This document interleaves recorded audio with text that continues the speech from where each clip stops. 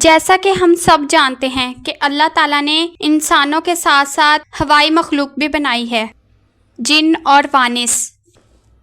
اللہ تعالیٰ نے انسان کو مٹی سے پیدا کیا ہے اور جنوں کو آگ سے پیدا کیا ہے۔ یہ ہمیں دکھائی نہیں دیتے، مگر جن کو دکھائی دیتے ہیں یہ بہت طاقتور ہوتے ہیں۔ جن جنگلوں اور پہاڑوں میں رہتے ہیں۔ جنوں میں سب سے بڑا جن شیطان ہے۔ اس کا نام ابلیس ہے۔ یہ پہلے آسمان میں رہتا تھا اور اللہ کی بہت عبادت کرتا تھا۔ اللہ نے جب حضرت آدم علیہ السلام یعنی انسانوں کے سب سے بڑے باپ کو بنایا تو فرشتوں اور ابلیس کو کہا کہ ان کو سجدہ کرو۔ سب فرشتوں نے اللہ کا حکم مانا اور انسان کو سجدہ کیا، لیکن شیطان نے سجدہ نہ کیا۔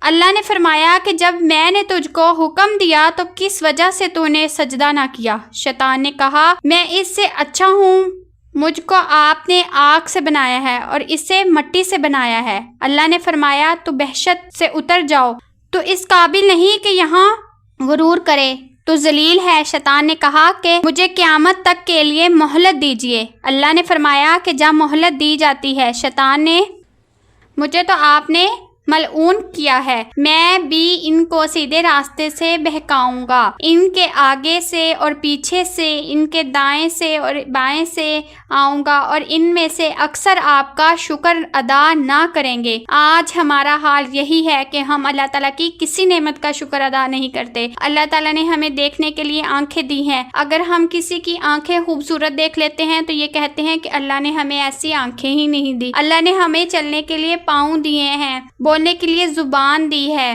اللہ تعالیٰ نے ہمیں دنیا میں طرح طرح کی نعمتیں عطا کی ہیں، لیکن ہم اتنے نافرمان ہو چکے ہیں کہ ہم اللہ کا شکر ادا نہیں کرتے۔ تو یہ کس نے کہا تھا؟ شیطان نے کہا تھا کہ کچھ لوگ ایسے ہوں گے جو آپ کا شکر ادا نہیں کریں گے۔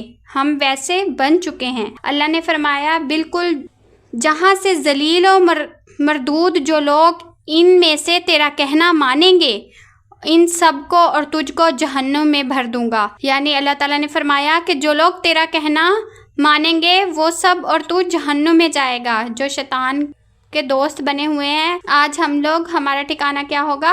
جہنم ہوگا۔ اس وقت سے شیطان ہم سب کا دشمن ہے اور چاہتا ہے کہ ہم اللہ کی عبادت نہ کریں، دنیا میں رہ کر اچھے کام نہ کریں، نمازیں نہ پڑھیں، ماں باپ کا کہا نہ مانیں، جھوٹ بولیں، چوری کریں، کمزوروں کو ستائیں اور پریشانی کریں، کسی کی مدد نہ کریں، تاکہ اللہ سے جو بات اس نے کہی ہے وہ اس کو پورا کر دکھائے۔ اگر شیطان کے کہنے میں آ گئے تو اللہ بھی شیطان سے جو وعدہ کیا ہے وہ پورا کرے گا، یعنی شیطان کو اور جو اس کا کہنا مانیں گے سب کو جہنم میں بھر دے گا۔ استغفر اللہ۔ تو جہنم سے بچنے کی کوشش کریں، شیطان کی باتوں میں نہ آئیں، شیطان کے بہکاووں میں نہ آئیں، اپنے اعمال کو سیدھا رکھیں، جو بھی کام کریں اس میں نیت صاف رکھیں، دوسروں کے ساتھ اپنا کمپٹیشن نہ کریں۔ آپ دیکھیں کہ وہ اس کی نیت کیسی ہے، وہ آپ سے حسد نہیں کر رہا تھا۔ آج ہمارا حال کیا ہے؟ ہم اگر کسی جگہ پڑھ رہے ہیں، ہم بچے ہیں تو کسی جگہ پڑھ رہے ہیں، تو اگر ایک کلاس میں ایک اسٹوڈنٹ اچھا ہے، وہ محنت کرتا ہے، اللہ تعالیٰ نے اسے قدرتی طور پہ ذہانت بھی دی ہے، وہ قابل ہے، تو دوسرا بچہ جو محنت کر رہا ہے لیکن اللہ تعالیٰ کی رحمت سے وہ محروم ہے، یعنی کہ اسے ذہانت اتنی نہیں نوازی گئی جتنی اس بچے کو نوازی گئی ہے، تو وہ اسے حسد کرنا شروع کر دیتا ہے، میں اس کو کسی طرح نقصان پہنچاؤں، میں اس سے کسی طرح آگے بڑھ جاؤں۔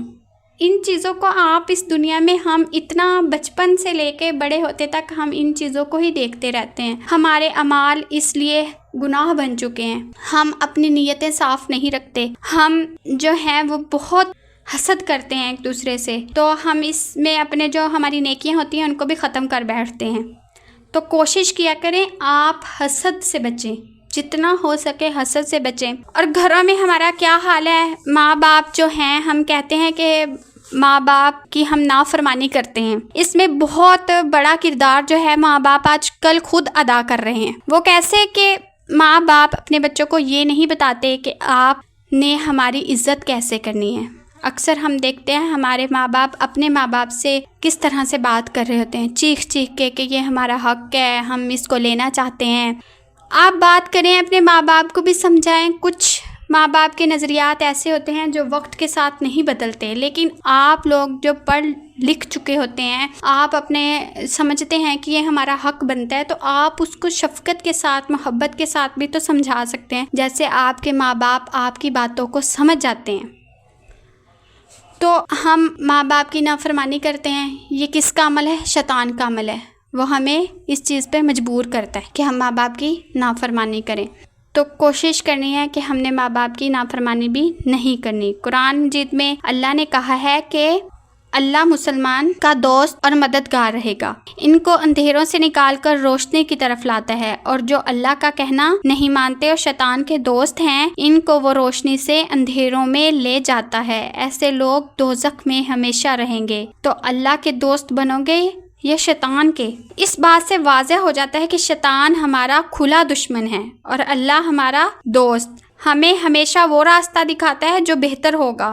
آج ہم سب شیطان کی منزل کی طرف بڑھ رہے ہیں، حسد ہمارا عمل بن چکا ہے، نافرمانی ہم نے ٹھان لی ہے، برائی کی طرف ہم سب مائل ہیں۔ کیا ہم سب شیطان کے دوست بن چکے ہیں؟